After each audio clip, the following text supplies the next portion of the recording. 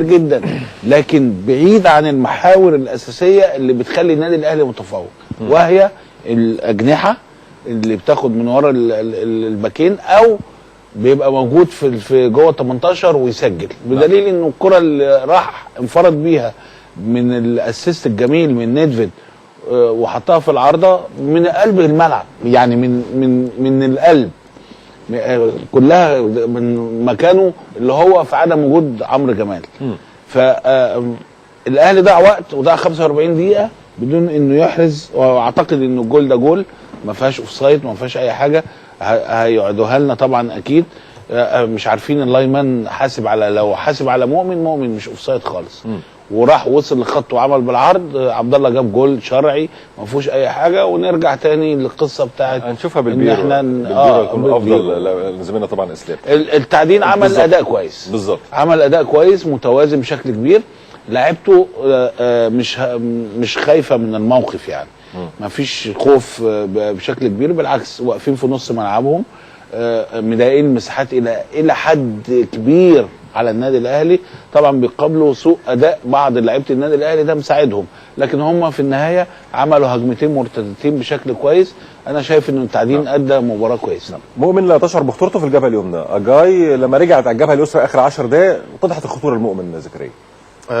وده صح، بس مؤمن على فكره متعود بيلعب في الجبهه اليمنى، لكن هو مش بدا المباراه في الشوط الاول. حتى الشوط الاول لو بصيت في بدايه المباراه الهجم كل التركيز في الهجوم كله كان ناحيه محمد هاني في الاول بالزبط. بعد بالظبط عمل هجمه واثنين، بعد كده كل اللعب اتجه على معلول واجاي ومؤمن لما جه كمان ناحيه الشمال. لكن الرسم اللي انا قلته في الاول خالص ده اللي بادئ بيه كابتن حسام، وابتدى بيه كويس جدا، وواضح ان انت مستحوذ على عرض الملعب كويس قوي. تحركات اجاي زي ما انا قلت ما بيلعبش ناحيه الشمال، لكن بيقطع الحته اللي هي يعني اللي بيسيبها عمرو، وعملها اكتر من مره، كان ده بيتكلم دلوقتي، وده بيجدها كويس جدا. على الجانب الاخر مؤمن فاتح الجنب اليمين، لكن ما فيش شغل هجومي كتير، لكن مؤمن متحرك حتى في اوقات كتير قوي كان بيسيب مكانه وبيخش في قلب الملعب. النادي الاهلي مستحوذ ونص الملعب كريم وعاشور وعبد الله بيتحرك وكده، لكن هي حته انك الجول، يعني انك تجيب جول. لان على الجانب الاخر انا واضح التعدين عامل 45 دقيقه، الرهبه راحت في الاول صحيح، لان بدأوا حتى بعد كده. انا كنت بنتكلم في بدايه السوده يا كابتن تامر ان هم عندهم لعيبه ممكن لو بيمسكوا الكوره بقى لهم شكل، وده اللي بيعتمد عليه كابتن اسامه. بيدافع كويس قوي زي ما قلنا واحد والفرقه كلها تحتيه، لكن الحلو لما بيمسكوا الكوره بيعرفوا يتحركوا، مفيش خوف اللي هو ازاي يطفش بسرعه ويطلع الكوره ده، لا بيعرف لما النادي الاهلي بيديهم وقت ان هم يستلموا ويتحركوا بيتحركوا. لكن اللي انا شايفه الاهلي محتاج الهدف اللي احنا دايما بنتكلم عليه، لكن التحرك كويس، اللعيبه كلها الزحمه موجوده اللي قلناها موجوده الزحمه، لكن الحلو النادي الاهلي منوع هجماته. الزحمه موجوده في نص الملعب، موجوده في لقطه بس مش فاكر الدقيقه كام للاسف، حتى كنت بتكلم معاك انت بقول لك بص الزحمه عامله ازاي، زحمه جامده جدا في نص الملعب. لكن الحلو في النادي الاهلي انه واخد الاطراف صح، اذا كان معلول ومؤمن او هاني في الاول. عبد الله بيتحرك كويس جدا بحريه، تحرك ندفي من غير كوره ممتاز، وده بقول لك دايما هو بيسيب عاشور ويسبق في نص الملعب، وعمل كوره اللي كان بيتكلم عليها ضيا لاجاي. نعم، يعني كوره حلوه جدا، كان لازم هدف اللي هو الهدف جت في العارضه. الهدف ده لو جه كنا بعد يعني اللي احنا شفناه ده كله كان اتغير خلاص، لان هي المباراه او النتيجه مستنيه هدف بس. لكن وانا متفق مع ضياء الهدف اللي الغي للنادي الاهلي انا مش شايف فيه اي هنشوفه برضه بالبيرو. كابتن ضياء طريقته بالتغيير جاي يكون هو راس الحربه ويطلع عمرو جمال، صح؟ ما هو التغيير ده عمله قبل كده، يعني وليد سليمان وفي ميدو جابر بره. وليد او ميدو، لكن هو الاقرب وليد، لان هو حسام هيبتدي يقلق على الجيم. يعني هو بعد قد ايه؟ لا، ما دلوقتي هو في حاله القلق. 45 دقيقه كتير ان النادي الاهلي يعدي وما يجيبش جول. وعلى فكره في فرصه خطيره جدا للتعدين كان ممكن تسجلها، بتاعت اسلام سري. بالظبط، اسلام سري دي كان ممكن تكون هدف زيها زي بتاعت يعني اقل شويه في الخطوره، لانها على الجنب والراجل بيلعبها وهو بيتزحلق، لكن ممكن جدا تكون هدف يعني. فلا، حسام دخل مرحله القلق خلاص، مرحله الخوف من ان المباراه يعني تفلت بالشكل اللي هي ماشيه عليه دي. انه انت فرص النادي الاهلي قد ايه النهارده؟ ما فيش فرص، 3 4 فرص الحقيقيه، فرص قليله، فده يخوف. انا بعتقد ان حسام دخل مرحله القلق، دخل المرحله اللي هي تخليه يقلق وتخليه يبص بهدوء ويعمل التغييرات ويرجع والتعدين؟ التعدين انه يرجع ل 4-2-3 اللي بيجيد فيها الباكين وبيجيد فيها الجناحين وبيقدروا يسجلوا منها بشكل كبير جدا. كل مره يطلع بره اللاين بتاع التكتيك ده بيبقى عنده ديفوهات فبيضطر يرجع ليه، بتتعدل الامور. صحيح. كل يعني في كذا مره حب يجرب انه يطلع بره اللاين ده ويطلع بيه بتغيير عناصر لا تجيد ال 4-2-3-1. هي دي الكره اللي حضرتك بتقول عليها؟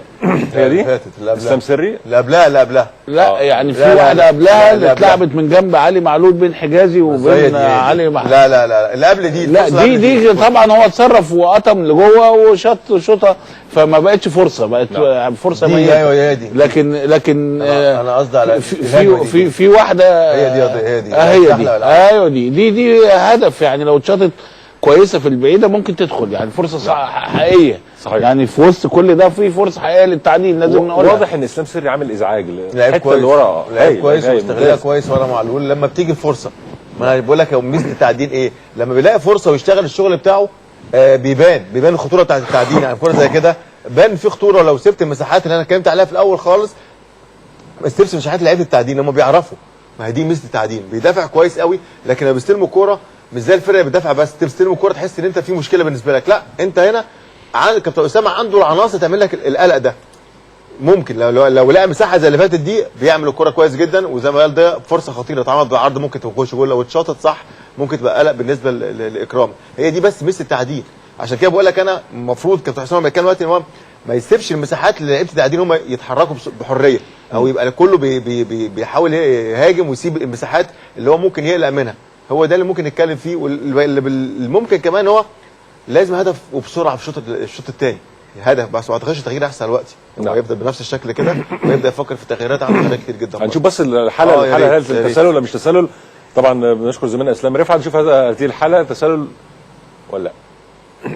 كده ما فيش تسلل، الكره طلعت اهي كده مش تسلل. يا الكره اساسا طلعت. بص لا بص رجل اللعيبه دي بتاع التعديل ورجل ما الخط يعني عمرو جمال هو اللي تسلل، وعمرو مش في الداخل. وعمرو فين في الكوره؟ عمرو بعيد عن الكوره. بعيد عن الكوره. انا بقول لك بقى انا شاكك في دي. انا شاكك ان هو اصل الكادر ما جاش عليه ومؤمن بيرفع. هي بص عشان ما جاش على اللاين مان. يعني الكادر ما جاش على اللاين مان ومؤمن والمساعد هناك خالص واقف مع عمرو. واقف مع عمرو. انا شكيت في دي انا بقول لك هو حسب على عمرو للاسف، بس عمرو بعيد عن الكوره خالص. بعيد عن الكوره وعمرو جاب الكوره. وبعدين بص الخط الابيض اللي عامله اسلام، اللعيب التعديل رجليه على الخط، مؤمن بص رجليه بعيد عن الخط بالظبط، ومؤمن وصل الخط مع اي كوره بالعرض خلاص مش اوف سايد. لكن هي مشكله اللاين مان لو حسب على عمرو. انا اللاين مان مش باين في الكادر. بس عمرو بره عند مؤمن، ورا مؤمن بالظبط. لا مش باين في الكادر ده. الثانيه كانت الاولاني ولا الاولاني. يبقى هو رفع على عمرو ما رفعش على مؤمن. ما انا مش عارف وفين الكوره فين وعمرو فين. طيب ما انا شفت بقى ان انا تفكيري صح. اللاين مان هناك كابتن او هناك خالص. ايوه هناك عايز اشوف بعد ما تتباصى الكادر بيتغير. مش هيجيب اللاين مان. طب ماشي الكوره. ماشي الكوره يا جماعه هتمشي دلوقتي. ايوه مش باين. لا مش باين. يعني عايز افهم. وبعدين مؤمن وصل خلاص لاخر خط مش اوف سايد. ما تحسبش. هيحسب على عمرو ايه؟ لا جول شرعي، والتحكيم ما زال متخبط. تحكيم ما زال متخبط. تحكيم ما زال متخبط. 3. انت مع كابتن ديان ان هو يلعب اجاي كراس حربه وينزل وليد سليمان؟ مش الوقت يعني، استنى على نفس التشكيل ده لحد ما يشوف اول 10 ربع ساعه بالكتير يبدا يشوف كابتن حسام يعمل ايه، لكن هو يستنى على التشكيل ده. امتى الكابتن اسامه يبتدي بقى خلاص يلمم اوراقه يلجا للنقطه؟ يطلع رمضان ربيع، يطلع عبد العزيز امام. انا بعتقد انه بالشكل اللي ادى بيه الا لو حد تعب، لكن هم بيأدوا بشكل كويس لانه هو ما عندوش كميه جري كتير. هو بيلعب في 50 متر، واللي بيتحرك الاثنين اللي قدام سري ويعني بيتحركوا في 4-5 كور في الماتش، فمش هيبقى فيه تعب بشكل كبير جدا غير في ال 50 متر اللي ورا. طول ما النتيجه ماشيه كده ماشيه في صالح اسامه. نعم. الا لو حد تعب هيبتدي يغير الناس. فجأة كان نصر التعدين كنت متوقع انت الشوط الاول 1-0. فجأك؟ فاجاني لا مش متفاجئ، عشان انا توقعت ان هو لو هيلعبوا كوره ويلعبوا كوره مش دفاعيه بس. فاجئني بصراحه. كويس، لكن واضح ان كنا عشان كل كلامنا النادي الاهلي عايز يجيب هدف بسرعه، ان الامور مشيت صح على الاقل 1-0 كوره اجاي اللي جت في العرض، مش عايز احسب لك الهدف اللي جه، يعني ممكن يبقى 2-0، لكن هي اللسته المباراه فيها كلام. الشرع ما جاش لسه لكن المباراه فيها كلام، يعني هدف في العرض ما بيحسبش هدف، وهدف ملغي ما بيحسبش هدف، لكن لسه المباراه يعني دي لو هدف كانت الامور اتغيرت خالص تماما طبعا، كان من بدري. عشان كده في بدايه الاستوديو كنت بقول لك كابتن حسام بيدور على هدف بدري، علشان كذا حاجه اتكلمنا فيها كنا انا وضيع، على اساس كذا حاجه في دماغه هو بيفكر فيها، لكن كده قدامه شوط تاني بس الامور عارف بدات تبقى تتأزم شويه بالدقيقة يعني طبعا. 45 دقيقة كتير في زمن الكورة نضيعه يعني هي اتأزمت سنة، لكن مش قوي، اتأزمت سنة. وبعدين هو النادي الاهلي يعني دايما بداية الشوط الثاني احرزوا هدف او في اخر الشوط الاول، لكن هي اتأزمت شوية غير الحسابات اللي كان عاملها كابتن حسام البدري. هو اكيد كان بيفكر في حسابات ثانيه مع مرور الوقت ومع تغير النتيجة في المباراة. كل مدير فني الحسابات بتاعته بتتغير، بتحصل اكتر من مره، لكن هو دلوقتي 45 دقيقه مش في صالحه، ضاعوا منه، هو دي بيحسبها كده. بالنسبه لكابتن اسامه 45 ممتازه في صالحه. نعم. كابتن حسام لو بيحسبها بالدقائق كده، لا كابتن حسام خسر 45 دقيقه في عمر المباراه. مش عايز اجابه دبلوماسيه، ممكن الاهلي يدخل مرمى هدف؟ وامتى يدخل مرمى هدف؟ كان هيدخل في مرمى هدف امتى؟ لو فرصه زي اللي جت دي الراجل اللي بيلعبها يحسن. وممكن ازاي يدخل مرمى هدف؟ في هجمه زي اللي حصلت الشوط الاولاني. يعني يلعب على حاجه واحده، الهجمه المرتده بالنسبه لك. طبعا ما عندوش غير دي. سهل جدا يدخل في النادي الاهلي هدف. ليه مش ممكن؟ يعني سهل جدا. تقول لي كل حاجه موجوده في كره القدم وكل لا حاجه. لا متوقع. لا انا قلت لك انا بقول لك سهل جدا يدخل فيه. طبعا ممكن. ممكن بنسبه وارد. ممكن وارد سهل. بنسبه كام في المية؟ طب اقول لك ايه؟ بنسبه كام في المية؟ احتمال. ميبي. بنسبة كام في المية؟ اختار لك اجابه. لا ما فيش في الكوره نسب. يعني طب بنسبه كام في المية؟ المستوى اللي انت شفته يعني ممكن النادي الاهلي يلجأ؟ لا النادي الاهلي هيضغط بشكل بقول لك 45 دقيقه ضاعوا. ففي لود دلوقتي على النادي الاهلي وعلى حسام. في لود على اللعيبه ان الوقت هيجري، ان الوقت لازم نجيب جون بدري. لازم نجيب جون بدري وما يتاخرش عشان ما ندخلش في متاهات. فلا يعني النسب ما تتقالش، لانه جون جابوا النادي الاهلي والحكم لغاه وهو غلط من الحكم. يعني النادي الاهلي جاب جون واللاين مان لغاه بدون فهتقول نسب على غلطات اللعيبه ولا غلطات الحكم ولا يعني ما تقدرش.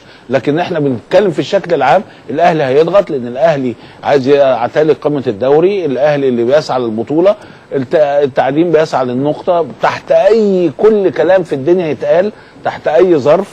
عمل هجمه مرتده خطر، عمل هجمتين ماشي، لكن في المجمل وفي الصح وفي الحقيقه ان الاهلي هينزل يضغط عشان يجيب هدف. كمان 10 ندفت.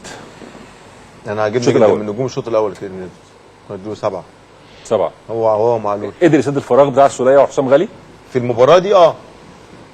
يعني في الظروف دي وفي المباراه دي صدقوا كويس وعامل اضافه كويسه. نعم. مشاهدينا الكرام، نذهب سريعا للشوط الثاني من هذه المباراه. نصر التعدين الاهلي مع الزميل العزيز محمد عفيفي. شوط اول سلبي بدون هدف.